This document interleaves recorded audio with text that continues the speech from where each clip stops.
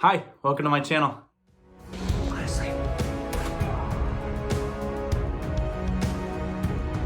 Hey, Uncle Kenny! Football! Hey, yeah!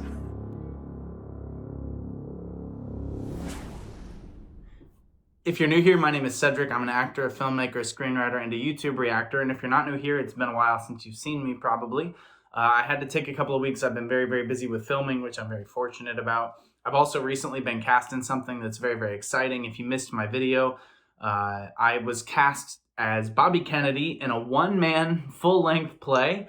So I'm playing Bobby Kennedy in a show in Hannibal, Missouri at the Bluff City Theater. So if anybody's near Hannibal and wants to go, this show is in the theater from the 7th to 9th. And then we're going to be taking it around to a few venues in that area. And then maybe they're going to add some shows on at the end. I'm not sure. But the tickets are free, so you can come check it out. So I'm playing Bobby Kennedy. I've been doing a lot of reading and watching documentaries, and I've also been filming in between. So it's been kind of a busy time, so I apologize for just how long it's been since I've been able to post a reaction. I know you're all supportive of my career, and I appreciate that. But that's kind of been what I've been up to. Also, if you're here in the United States and you haven't had a chance to check it out yet, my movie, Kadea the World Within, which I wrote and directed, it was the first script I ever wrote, the first movie I ever made. We shot it a couple of years ago, and obviously there's been a pandemic, which has made things very hard on the film industry, but especially indie film. We just released on Tubi here in the United States, so now you can watch it for free. Before you were able to rent it or purchase it on Prime and Vudu, but you can now watch it for free with ads on Tubi. So if you want to check it out, please do. It's on Tubi. It's very exciting. It stars two-time Emmy and Golden Globe nominee Corbin Burnson, who's an absolute delight, and James Phelps, who played Fred Weasley in the Harry Potter films. He's also in it. He's an incredible guy, an even better actor, but he's so funny. I have stories. He's great. James is great. It also stars people like John Wells, who's a terrific indie actor based out of Kentucky and one of my closest friends. Nikki Buggs, Rick Montgomery Jr. It introduces the Sells triplets, who I used to do musicals with in Columbus and who I wrote this movie for, and they're all incredible. And it's all great. Everybody's great, and I really appreciate everybody that was involved in making it, and it would mean a lot to all of us involved if you would be willing to check it out. We should be out in new territories fairly soon. I'm aware of some things that are in the works that are still being hammered down, but we should be out to many more people soon. So keep your eyes open. Hey, we're back with Dimash. This was recommended by one of my patrons, and I'm so sorry. I'm blanking on the name right now. My coffee hasn't kicked in yet, so I'm going to leave a caption here as far as who the patron is, and I am deeply sorry for not knowing. But it was by... Hey, it's just me on my terrible webcam. The patron was Heather Landry. Heather, thank you so much for your support. I apologize for totally blanking on your name. I was recording that video on my phone, so I couldn't look it up. I apologize. Thank you very much for your support. Thank you for requesting this video. It was great. Now back to editing. But Heather, thank you. Thank you. I'm so sorry. Thank you to all of my patrons on Patreon for your support. Thank you for supporting my career. You're aware of some of the work that I'm doing, and you're also aware of some of the stuff that I've told you about, but that I can't go into some of the more details about. There's always stuff happening. And so I just appreciate all of you on Patreon for supporting me, and I also appreciate all of you here on YouTube for understanding when I can't post a video that week or when it's going to take me a little bit of time, because it's busy, and I'm very grateful to be busy. I'm very lucky to be working. So that's enough rambling. Let's check out more Dimash. This is Dimash, War and Peace, 2021. I'm not familiar with the song. This was just recommended. I guess this is maybe a different version than his original, but I have nothing to compare it to. So other than it's Dimash, so it's probably going to be pretty exemplary, just a guess. All right, here we go.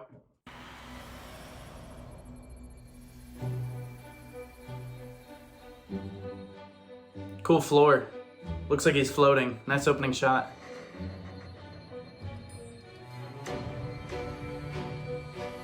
Nice.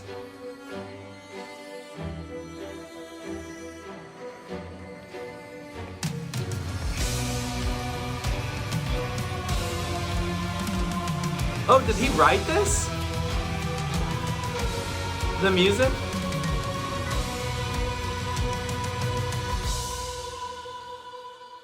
Cool.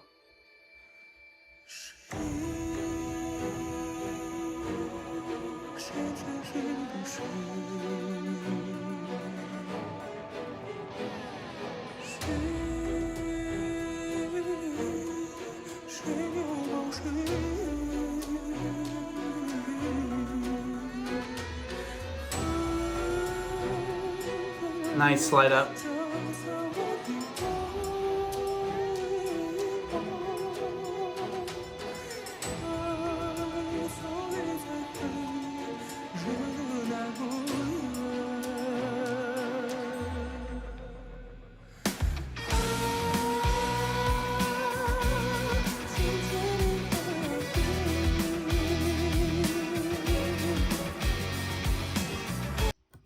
Yeah, so there's a lot of things that are brilliant about this. The first thing I want to point out, and he wrote the music for it. Is that what I read? I'm going to check the caption or the description real quick. Yeah, he wrote the music. This is obviously very intentional on his end, but the music is very intense. It's very driving, and because of that, I expected him to come in maybe a little bit closer to, you know, Olympico, a little bit closer to that, right? But because it's intense, he comes in his upper range, in his mix close to a head voice, very light, very controlled, a little bit breathy, and it immediately creates this juxtaposition of power and peace. Look at what he's wearing, white and black. Behind him we see red, which is the color of rage and of violence and of blood and of anger, but it looks like it's over water, which is traditionally blue. So there's this huge juxtaposition of moods, of energies, of colors, of things, black and white, intense music with a light vocal. And then of course he gets into the chorus and he picks it up a little bit, but even then he's existing in a space between, in this tension between all these things. And when you're talking about a song called War and Peace, and I mean, look around, it's a very artistic way to approach a topic that is obviously hard to talk about in any way that doesn't ultimately come across maybe as naive, right? Because ultimately, what are the rules? I mean, yeah, he said, who's ready to be the first to trust? There's a begging to this. There's this sense of, obviously, we all think the world would be a better place if there was no war. But is that ever going to be possible? Is that ever a thing? You know, is Imagine, the song Imagine, right? Is it just something that can exist within our imagination? And if so, if it is something that is not achievable, and this is, again, I'm just talking about the first verse of what he's asking. I feel like he's asking, is it achievable? And if not, is it still worth pursuing? Even if we can't reach that point, is it worth pursuing that? And the use of this red and kind of melding his image on over him, where it kind of soaked up in the black of his vest as well. There's so much imagery that he's using early on, the above him where it looks like he's floating in this, in blood, really. It's beautifully done. And the camera's pulling away, so we just see him get smaller and smaller and smaller as we get further away.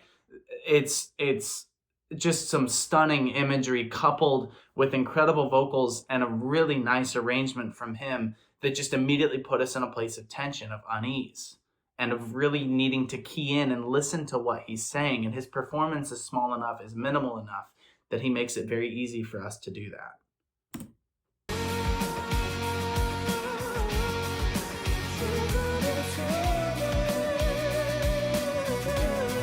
Ooh, beautiful.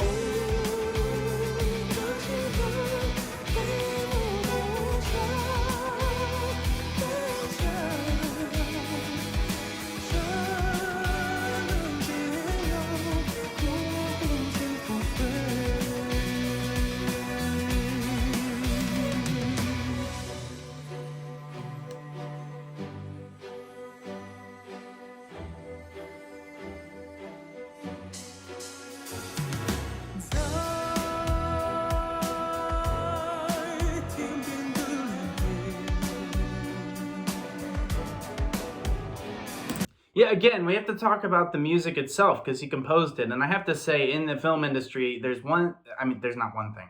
If there's one thing I cannot do, and I doubt I'd ever be able to do, but that I really wish I could do, it's composing. I love film scores. I love music like this, and I can't write it.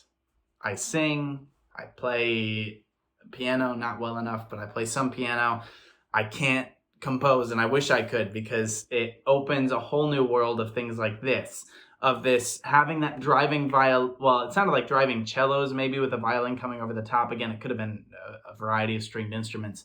But then him coming in with that long held higher note, and especially kicking it out, kicking the mic out the way he did, and then pulling it in and then holding a note. He's constantly pulling us to this moment of going, oh, he's pulling back. Oh, he's going to take a big note. Okay, he's coming back. He's still asking these questions. Who's going to seek pacification? Who's going to seek peace? Are we brave enough to ask this? With the blood rising behind him, and here on a wide shot of, again, him standing over this floor that looks like blood, that looks like red water that's going underneath, the Red Sea, if you will. Who's willing to part this and let us go into this new world of peace? Is that a thing we can do? And I'm really quite mesmerized by his artistic approach and the holistic artistic approach to it. I mean, he wrote the music. I assume he had a big hand in how this is going to be shot, how it's being edited, using some of the blood to crawl up in front of the main image in post-production, adding that on. Everything he's doing, I assume he had a big hand in it, and it's a very complete presentation of the themes of the song.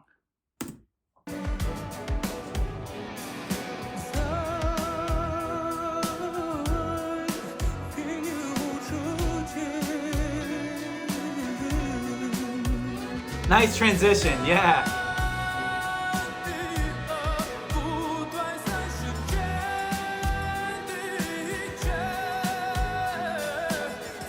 Nice.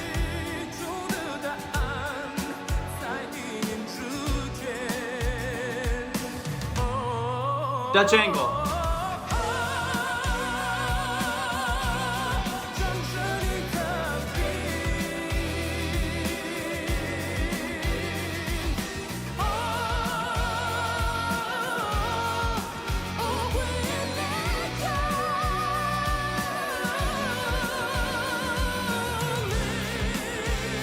Okay, so sorry. I have to talk about some things.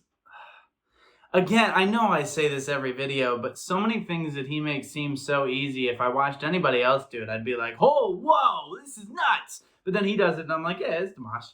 Like, I don't want us to undersell how impressive he is just because we get used to it. You know what I mean? Like, I almost compare it to like I'm not a fan of him as an athlete because I wasn't a Patriots fan.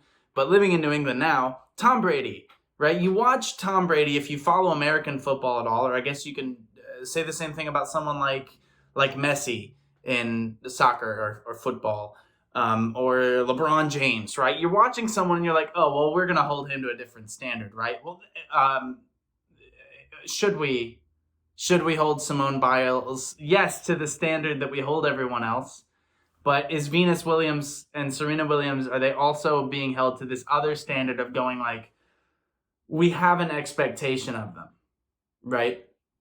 Like there's a thing where we go, if every song Dimash releases isn't just an absolute banger with incredible vocals, I don't want us to be disappointed because he can also like release a chill song where he just kind of like sings, right? But he sets such a remarkable standard as a performer that I think sometimes we forget that he's also like a human, because what he's doing here, if this was the first song I would have reacted to, I'm not sure I would have even been able to notice anything else that was happening because his vocals are just so superb.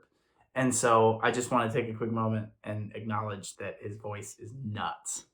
It's so good. Look at his physical performance too, which started more confined, a little bit smaller. Now he's picking up the mic stand and arching back, creating images. Behind him, we've had the word peace in different languages. At least I assume it's other languages that it says peace. But we're seeing that rising up, going by, almost asking in black and white, and then in the chorus, the red sprays up, blood starts to cover up that word. And that's really powerful imagery. Also, the blood splatters on the screen where they're imposing his image over himself. It's not shy about using this imagery. Some people might say, oh, it's too blunt. I don't think it is. I think war is blunt. I think violence and death and pain are blunt things that confront us. And to use it the way he is, to say, boom, there it is. This is my reflection in a puddle of blood. Deal with it. Is a way of really confronting the realities of the world. And tears eventually turn into fossil over time. This idea of who's going to chase war and peace, who's going to try to overcome misunderstanding and understanding, which are both issues in war, that we understand each other and that we misunderstand each other. It's great, and it's brave, and it's bold, and it's big, and I think this is the right approach to this, and it's so well written. The music is incredible. It's driving, it's punchy, it's aggressive, it's begging, it's so many things.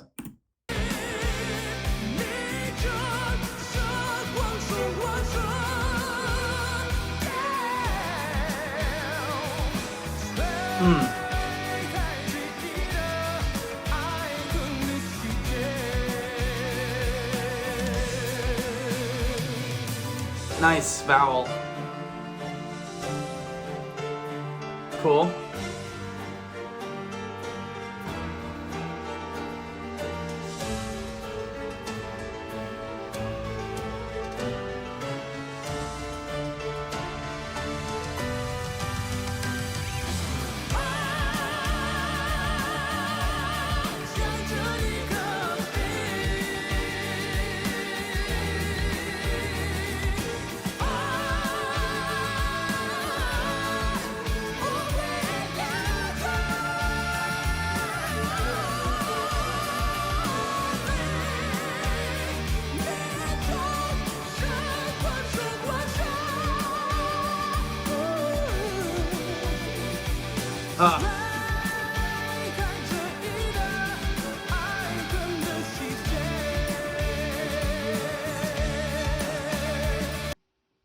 We'll get to the final 30 seconds of this in just a moment. I want to pause and say a few things. First, I think it's actually a coat that he's wearing, not a vest. So, yeah, the white threw me off. But it really works. Second, his performance here. Some people might say it's overdoing it. I don't think it is, because I think when you look in his eyes, I think he means every bit of this. I think it's not performative. I think that he's thinking back on, the history of the world, and he's filled with anger and grief and pain. And it's pulling him to the ground.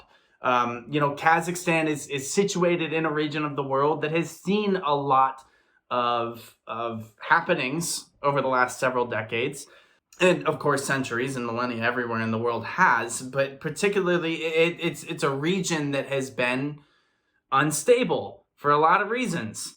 As someone that lives in America, we could talk about that, but that's a different YouTube video. He's filled with this, I think back to, it's not carve, what the song where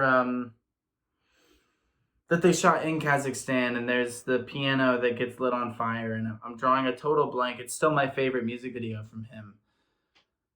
Maybe it is carve.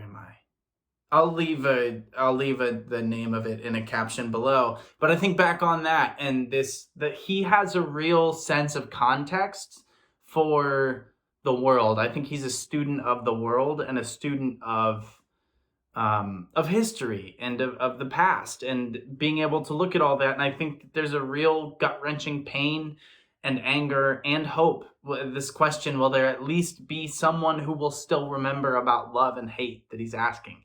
Is there someone that remembers love and hate? Well, we're talking about war and peace. Why are love and hate? I mean, why would we? Those are what cause war.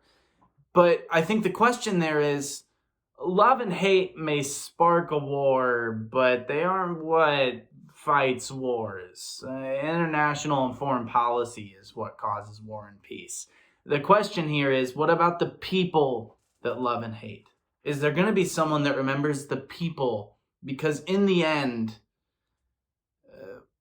that's who suffers, are the individuals, right? And so I'm not saying anything profound or new here. People far more intelligent than I have said far more intelligent things than I. In fact, one of them is on screen right now doing that through song. But I think that it's really poignant what he's saying, particularly looking around the world today, that it's really primal. It's coming from deep within him, this performance, this physical need to, and he's hitting all the notes so well that you almost forget how hard it is to do with the way he's throwing himself around the stage, that he's still hitting everything perfectly in tune, in key, with exquisite approach, with perfect vowel choice, with incredible dynamics, pulling back at certain moments. It's also a masterclass of technique, but you're so entranced by him physically that it's easy to miss those things.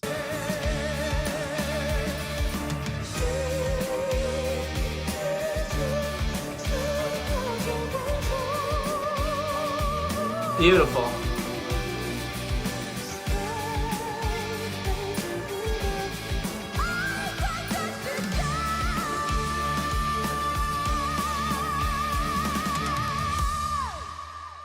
Yeah.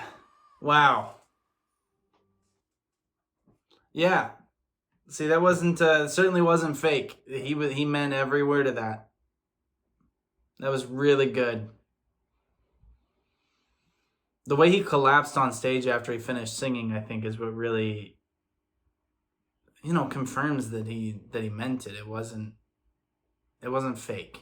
It was a real thing. It was something he was genuinely feeling, and obviously the song must mean a lot to him because he wrote the music for it too. So this is a song that definitely comes from deep within him, that is, a part of who he is, and he's trying to tell a truth with it. And I think he very effectively does that with the staging, with the camera work, with his vocals, with his orchestration. This has him all over it. This has that authentic need to say something important in a way that invites all of us into it as well. That is so utterly Dimash. So I hope you enjoyed. I hope you're drinking lots of water and fixing your posture. And I hope wherever you are in the world, whatever's happening around you, I hope you're safe. I hope you're taking care of yourself as best as you're able. Certainly a lot happening right now that's painful to follow. And I know that I have a lot of subscribers in particularly in Ukraine. That you just know that if you're in Ukraine and watching this, or if you have family there or anything like that, I'm certainly thinking of you and praying for you, and the world's with you. And just take care of yourselves, everybody. I'll see you next time. Until then, please be well.